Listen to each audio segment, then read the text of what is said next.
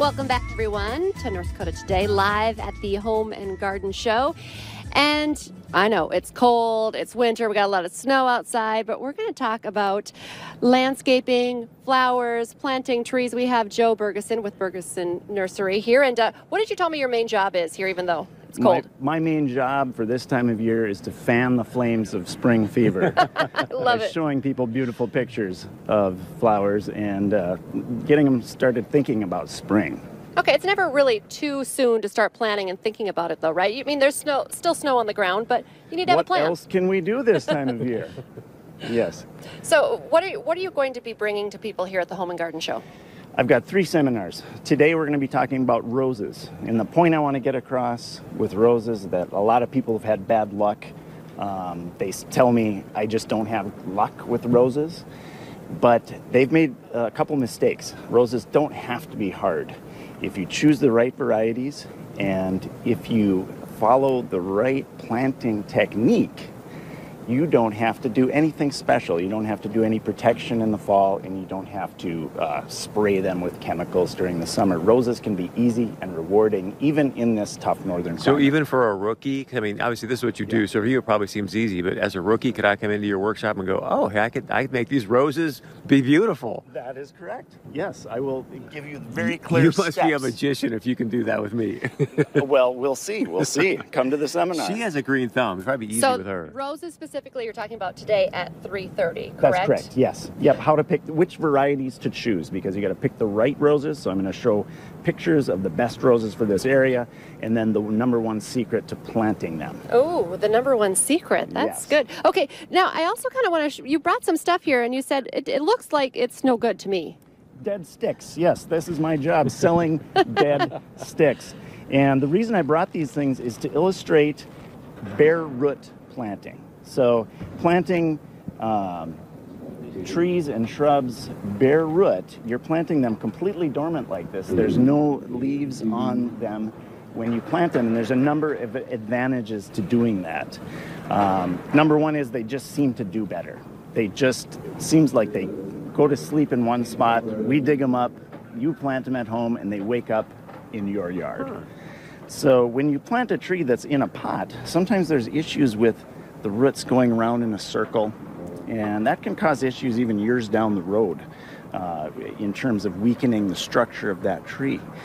Also, a potted tree has leaves on it to catch the wind, and that's why you find people doing weird things with staking. You know, they're out in the front yard with pantyhose and chains and doing weird stuff. You don't need to do that with bare root trees because they don't have leaves to catch the wind, so they root in as they leaf out. Also, there's less care. You don't have to be out there watering them day after day. Bare root tree, you plant it and water it real good initially, and often that's all you need to do. So is this one of the other seminars you're going to be doing while you're here? This is the fruit tree seminar. This is an apple tree right here. This is a unique variety of apple that we can grow up here that you can't buy in stores. It's called Breaky. It's got a unique flavor to it. And apples are the most rewarding fruit for this region. So. But you're also going to be talking about a couple other fruits. Oh, sure. Anything you can grow. We can grow honeyberries, for instance. What is a honeyberry? Do you even know? I have no idea. Oh. Exactly. Honeyberries are what I sell to you when you come to me and ask for blueberries, because unfortunately we can't grow blueberries around here because they just don't like our soil. But we can grow something called honeyberries, which is a sweet purple fruit that does grow around here. Nice. Yeah. So honeyberries, cherries, apples, apricots. I'm telling people not only the good things about these various fruits, but the bad things too. For instance, pears, they're not super rewarding in this climate, but we can grow them. I recommend people start with an apple tree. And perennials, I mean, we all plant annuals every year, but perennials, if you get them going and you have them, it's a lot less work in the years ahead. Well, I wanted to address that too. Like, a lot of people have an idea of perennials to plant it and get it over with, to save work. And they also have an ideal of the beautiful English flower garden.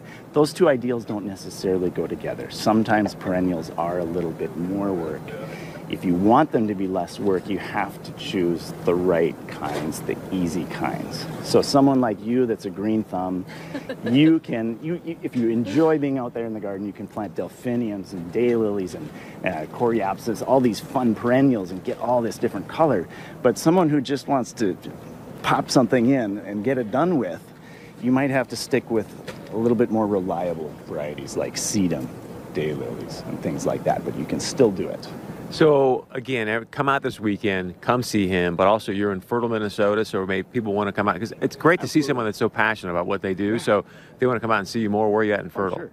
Well, we're 8 miles out of Fertile, Minnesota. Stop by my booth, sign up for a catalog, and color catalog with hundreds of varieties pictured in there. So stop by and we'll get you set up. So I can't wait to see Boudreaux's roses. Thank you for that. I better make it to your workshop today. We'll be right back.